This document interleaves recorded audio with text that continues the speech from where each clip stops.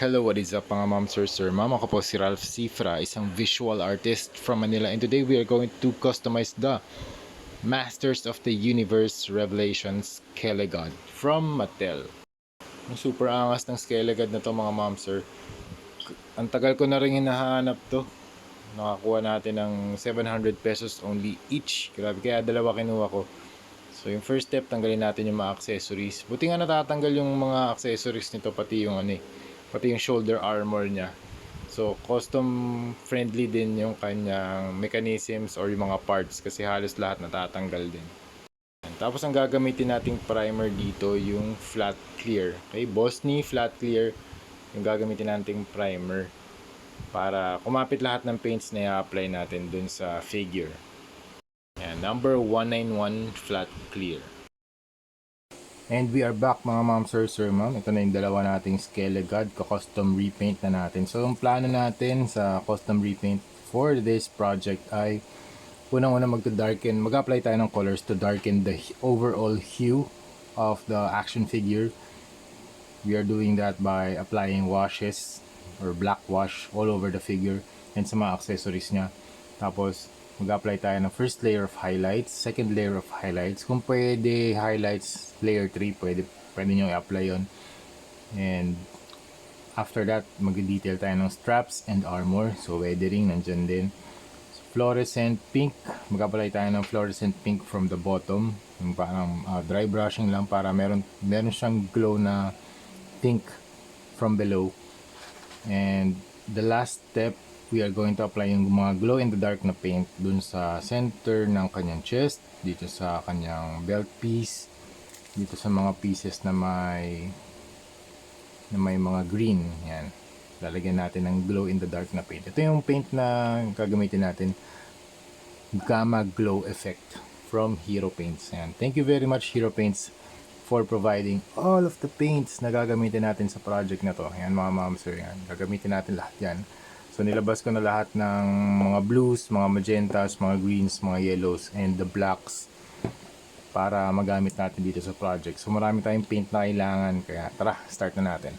Para ma-darken natin yung hue ng color palette, we are going to use black para sa wash natin. Pwede tayo mag-apply ng konting purple para hindi siya super black. So pag nag-apply tayo ng black wash, mas marami yung water kaysa dun sa paint, sa pigment or paint, para mag-sip in siya dun sa mga crevices. Okay, try natin dito sa likod. Pagpe-prepare na rin tayo ng tissue para ma-wipe off agad natin yung excess. Okay? Ayan. Para mag-darken siya. Ayan. Tapos wipe off natin. Ayan. So immediately nagre-react na agad yung paint dun sa surface. Ayan. Kakapit na agad siya. Okay, so yan, ganyan ang gagawin natin. Okay, done na tayo for the black wash. Nakakapag-apply na tayo. So mas dark na siya. Lahat ng parts na apply na natin. Kahit pati itong mga dark armor niya sa shoulders and sa neck. Nakapag-apply na rin tayo. Now, don't worry about anything first, about the details, about kung matatabunan ba yung mga ibang mga areas. Don't worry about that kasi paint over naman natin siya. Okay? So for this instance, nag-apply ako sa lahat ng parts. Pati ito yung mga sections na yan. Kasi paint over natin yan ng white. And then fluorescent green. And then yung gamma glow. Ganun yung process natin sa lahat ng mga green na parts. Pati dito sa kanyang neck. Ito, minask ko na muna. Okay? Minask ko na muna yan para hindi natin madaanan yung kanyang neck. Okay. Tapos ang next na gagawin natin, mag-apply tayo ng dry brushing mag-apply tayo ng paint. Hero High Pigmented Water Based Acrylic Intense Violet naman yung apply natin sa lahat ng areas. Okay? Pati dito sa part na to. I-try natin dry brushing dito sa kanyang body. Okay? Yan. Mas nagkakaroon na ng purple hue or violet hue. Okay. Don't worry about extending yung brush stroke sa mga iba't ibang areas. Okay. Okay, after ng intense violet na dry brush, ito naman yung next na color na gagamitin natin. Cobalt blue naman. Okay, try natin dito sa kanyang chest. Yan. Tsaka sa arms. Yan. So, nagkakaroon lang siya ng... So, ang technique na ginagawa natin, nag-add lang talaga tayo ng mga layers of paint using dry brushing method. Ano lang mga ma'am sir, that's it. Dagdag lang ng dagdag. So, base color muna, foundation, tapos highlights, then highlights, second layer of highlights, then third layer, fourth layer, yan. Tapos detailing. After ng detailing, pwede na tayo mag fluorescent glows or yung mga pin lights. Yan. Okay, next na gagamitin natin color, turquoise naman mga ma'am sir. Turquoise, tapos yung last color na apply natin for the body. Sa body lang to mga ma'am sir. Turquoise and white. Okay? Okay, let's do this. Turquoise naman para magkaroon ng highlights. Tsaka para ma-define din yung kanyang mga muscles. Ayan. Muscle definition. Kasi pag nag-dry brush tayo, lahat ng mga nakaangat na areas or na mga sculpt, madadaanan niya. Ayan.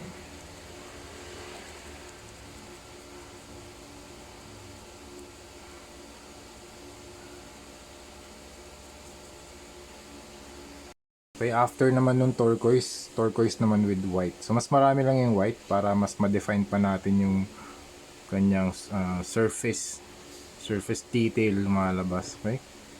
Ayan. Paangatin lang natin.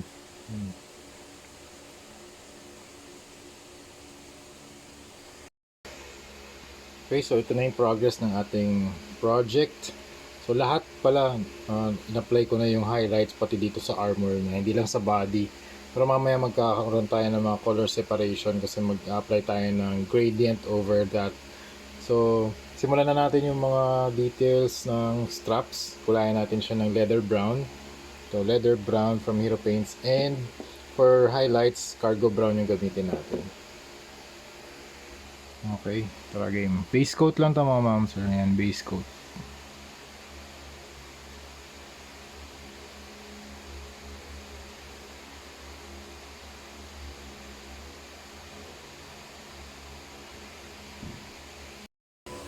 Okay, next step, mag-apply tayo ng silver dry brushing dito sa armor parts.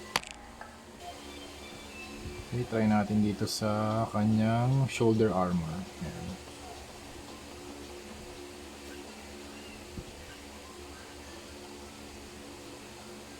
Para makapag-add tayo ng konting level of weathering. Ayan. Silver. Okay, next mag-add na tayo ng glow effect. So, dun sa mga green na parts, nag-apply ako ng primer, white primer. Tapos ngayon, mag-apply na tayo ng fluorescent yellow muna, tsaka fluorescent green. Try natin itong dalawang to, okay? Fluorescent yellow muna. And medyo yung effect niya parang translucent. Uy, nice. Ganda.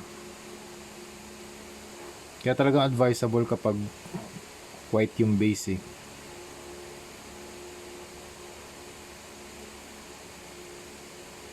Pwede nyo i-extend dun sa ibang parts. Yan, para mukha talaga siya nag-glow.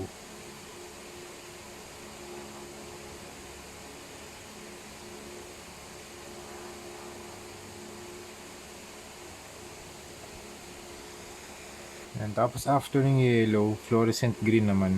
Yan, natin dito. Ganda ng Hero Paints. Talagang fluorescent yung finish niya.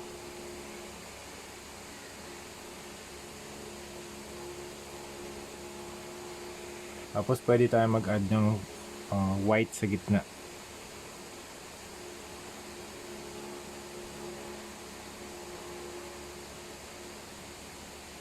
Yan. Tapos after nito, pwede na tayo mag-apply ng Gamma Glow effect. Mix well before use, and nakalagay dito, Hero Gamma Glow is a unique bright green colored paint that is able to glow both in bright and low light.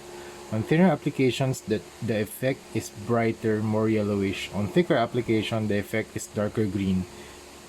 gives slightly less glow, applicable by hand brush or airbrush. To increase the glow in low light, expose for a few minutes under bright light. Okay, tatry natin. Apply natin dito sa gitna.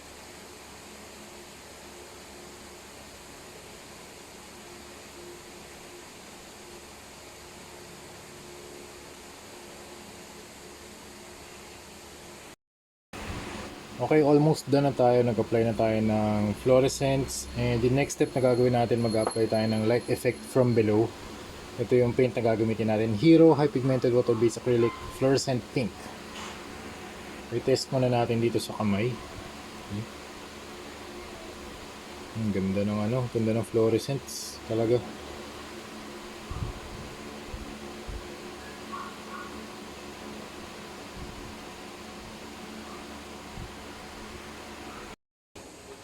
So yun mga momsers, sir, ma'am, we are done with Skelegod project natin mga momsers. So here's the front, here's the side, and here's the other side, and here's the back. So yung ginawa natin sa cape, nagpaint na lang tayo ng fluorescent pink dito, pataas from below. Paangat yung movement ng brushes natin para makapag-create tayo ng gradient. And then, so we have 3 flaps. Ito yung first, ito yung second, yan. Tapos ito yung third. Tapos yung kabilang side, ganun din dito sa baba. Para makapag-create tayo ng fluorescent pink glow effect from the bottom. So parang merong mga pink glow from the ground. Tapos ito yung box niya, naglagay na rin ako ng signature. This will be up for sale mga momsir. Or pwede nyo makita to sa Green Hills, Manila, Philippines. Yan. In actual, papadala natin to kay Laro Anan para ma-display niya dun sa ating cabinet. Laro Anan, thank you very much for transporting yung mga products natin sa Green Hills for them to see, for the people to see. Yan. In actual. Yan. Shout out ulit sa mga sponsors natin, Laro Anan, Hero Paints, Blockies, YOLO Park, and Save Your Cool. Doon sa eyes niya, naglagay na lang ako ng red glow. And then, nagpaint ako ng red dot sa gitna ng kanyang eye socket para mukhang nag-glow yung kanyang eyes. Yan.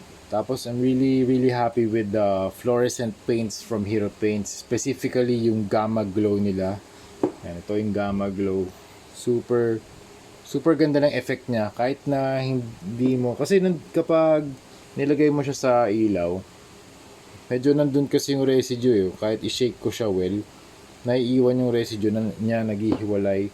Pero yung effect niya, kapag pinaint mo rito, talagang parang siyang umiilaw.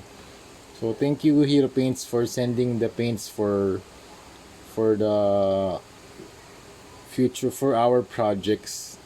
Actually sa mga upcoming projects pa natin, gagamitin pa natin yan. Kaya thank you very much sa pag-sponsor ng mga projects natin from here on out. Siya na magiging sponsor ng ating mga susunod na custom repaints. Ang dami niyang sinend, mga Warfront sets, Warfront ABC kompleto na, tapos mga primers na malalaki. Ito yung mga malalaking primers natin, 100 ml to mga momsir. Sulit to, ang ganda nito. We have white, gray, and black. Right? So dalawa yung ginawa natin na Skelegod, sabay ko na siyang ginawa. This will be up for sale. Teka, isipin ko lang yung price And this will be $250 ship na, kasama na yung shipping papuntang USA. Okay, kapag dito sa Manila, babawas lang natin yung shipping fee. And shipping fee pala. Yan. Kung local, siguro I can price this at around 8,500 pesos only. Pero kung lalabas to ng outside of the Philippines, this will be around $250 each. Okay, so yun lang mga momsir, mag-set up na rin ako for our photo shoot, and then ilalagay ko na lang yung mga images at the end of the video. In terms of articulation, wala namang nabago, same lang.